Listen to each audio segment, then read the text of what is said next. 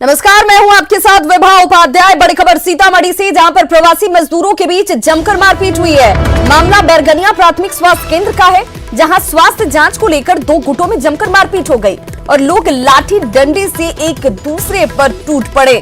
काफी देर तक ये हो हंगामा यूं ही चलता रहा। आखिरकार पुलिस के पहुंचने के बाद मामले को शांत कराया गया है। तो प्रवासी मजदूरों के हो हंगामे की इन तस्वीरों को देखिए। ये सीतामढ़ी की तस्वीरें हैं, जहां पर मजदूरों ने जमकर मारपीट की है। मामला बैरगनिया प्राथमिक स्वास्थ्य केंद्र का है। इन तस्वीरों को देखकर आपको कहीं से नहीं लगेगा कि लॉकडाउन के दौरान लोगों को जिस निर्देश का पालन करना है उसको यहां पर पालन किया जा रहा है। एक्सक्लूसिव तस्वीरें आपके टीवी स्क्रीन पर। सीतामढ़ी की ये तस्वीरें प्रवासी मजदूरों के आपस में ही दे दनादन की इन तस्वीरों ने कई सवालों को जन्म दे दिया है। हेल्थ चेकअप को लेकर के इन लोगों के बीच में हो हंगामा पहले और उसके बाद जमकर मार पिटाई की तस्वीरें आपके सामने। हालांकि पुलिस पहुंची और उसके बाद इस पूरे मामले को शांत कराया गया।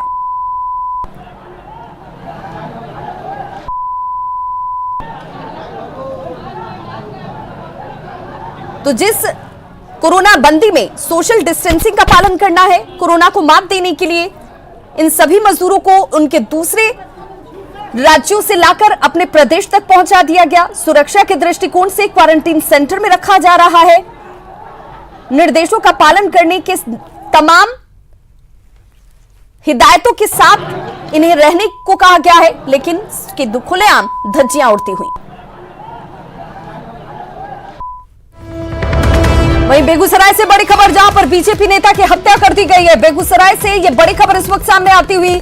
सरेराह बीजेपी नेता धीरज भारद्वाज का मर्डर किया गया है। 3 की संख्या अपराधियों की एक्सक्लूसिव तस्वीरें हम आपको दिखा रहे हैं। बीजेपी नेता की सरेराह हत्या कर दी गई। अपने ही घर के बाहर मौजूद होकर किसी से बातचीत करने के दौरान 3 की संख्या में आए अपराधियों ने, जो कि बाइक पर सवार थे, इस हत्याकांड को अंजाम दिया और फरार हो गए। बताया जा रहा है कि राहगीर जो यहां से गुजर रहे थे उन्हें भी अपराधियों ने निशाना बनाया, जिनमें एक शख्स की स्थिति गंभीर है। वहीं एक और शख्स जो धीरज भारद्वाज के साथ ही यहां खड़ा था, उसे भी गोली लगी है। फिलहाल दोनों जख्मी का इलाज स्थानीय अस्पताल में जारी है। बताया जा रहा है कि चुनावी रंजिश में इस घटना को अंजाम दिया गया है। बीजेपी नेता धीरज भारद्वाज की हत्या की गई है।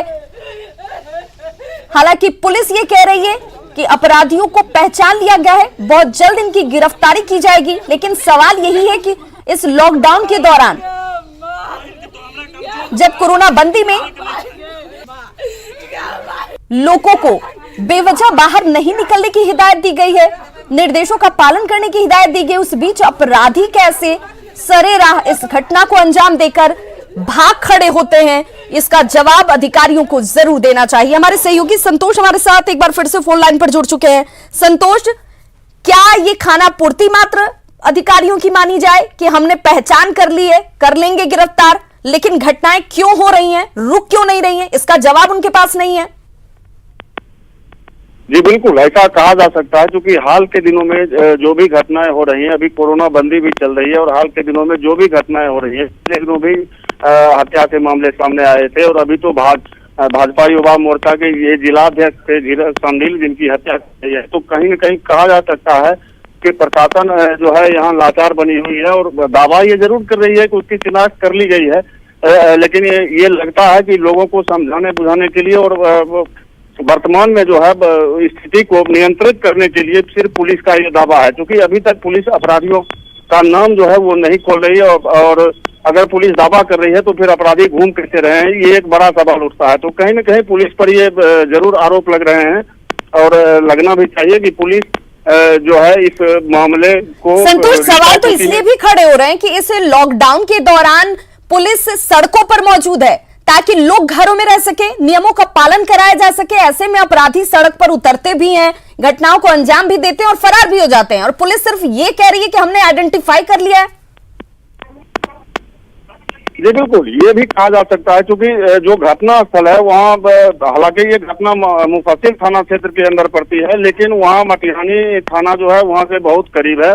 और पुलिस दावा भी कर रही है कि लगातार वहाँ ड्यूटी दी जा रही है, पदाधिकारियों से लेकर पुलिस बल तक की नियुक्ति वहाँ की गई है। तो ऐसे में ये घटना अगर घटती है तो कहीं न कहीं सवाल उठना भी लाजमी है और पुलिस के दावे भी फेल हो रहे हैं। संतोष, क्योंकि कोरोना धीरज बंदी भारद्वाज के घर से थाने की दूरी कितनी होगी? चूंकि धीरज भारद्वाज का घर मुफस्सिल थाना क्षेत्र में पड़ता है और जो संबंधित थाना है उसकी दूरी जरूर वहां से अधिक है, तकरीबन 6-7 किलोमीटर पड़ेगी, लेकिन बगल के जो है मटिहानी थाना जो है वो वहां से नजदीक पड़ता है। तो पुलिस तो ड्यूटी पर मौजूद रहती है सड़कों पर, जैसा पुलिस का दावा है, लेकिन इस दौरान अगर ये घटना हो जाती है तो कहीं न कहीं पुलिस पर ये दाग लग भी रहा है और ये लाजमी भी है। जी, परिवार वालों की तरफ से किसी तरह की शक शुबा, अब तक कोई प्रतिक्रिया? परिवार वालों ने सिर्फ इतना ही बताया है अभी तक कि चुनावी रंजिश की वजह से ही इस घटना को अंजाम दिया गया है। और जो है चूंकि धीरज भारद्वाज जो थे पिछली बार नगर परिषद के वार्ड सदस्य के पद से चुनाव लड़े थे और मात्र 4 मतों से इनकी पराजय हुई थी और इस बार भी ये चुनाव लड़ने वाले थे और इसी की वजह से इनकी हत्या हुई है, परिवार वालों का यही कहना है। और जो है पुलिस इसी संबंध को लेकर के दावा कर रही है। चलिए, बहुत बहुत शुक्रिया संतोष इस तमाम जानकारी के लिए। तो देखना होगा कि पुलिस जिन लोगों को पहचान लेने के दावे कर रही है उनकी पहचान कब तक सामने आती है और उनकी गिरफ्तारी कब तक सुनिश्चित हो पाती है। बहुत बहुत शुक्रिया तमाम जानकारी के लिए संतोष आपका।